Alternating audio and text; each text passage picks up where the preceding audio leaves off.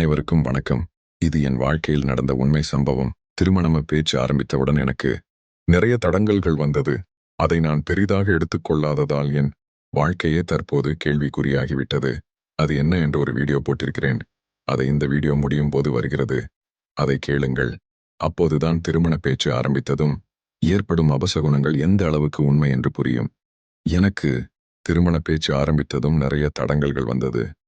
அதில் 3ஐ மட்டும் சொல்லுகிறேன், கேளுங்கள். முதல் தடங்கல். முதலில் நாங்கள் பெண் பார்க்க கிளம்பும் அன்று எங்கள் வீட்டில் சுவர் எழுப்பும் வேலை நடந்து கொண்டிருந்தது. நான் வேலை செய்பவர்களுக்கு காபி தயார் செய்து பிளாஸ்கில் ஊற்றினேன். அந்த பிளாஸ்க் வெடித்து விட்டது. இதை பார்த்த என் சகோதரி கிளம்பும் போது இப்படி ஆகிவிட்டது, இது ஏதோ அபசகுனம் போல இருக்கு என்று சொன்னாங்க. நான் இது பழைய பிளாஸ்க் என்பதால் வெடித்து விட்டது, அதை பெரிதுபடுத்த வேண்டாம் என்று கூறி அழைத்து சென்றேன். இரண்டாவது சம்பவம். நாங்கள் தாலி வாங்க கிளம்பினோம். அந்த நகை கடை எனக்கு தெரிந்த கடை. அதுவும் எங்கள் வீட்டில் இருந்து 1 கிலோமீட்டர் தூரத்தில் தான் இருக்கிறது. அதனால நாங்கள் காலை 10 மணிக்கு தான் வீட்டில் இருந்து கிளம்பினோம். அன்று வெள்ளிக்கிழமை. அதனால் காலை 10:30 மணிக்குள் தாலி வாங்க வேண்டும் என்று சொன்னார்கள். நாங்கள் ஆட்டோவில் சென்றோம்.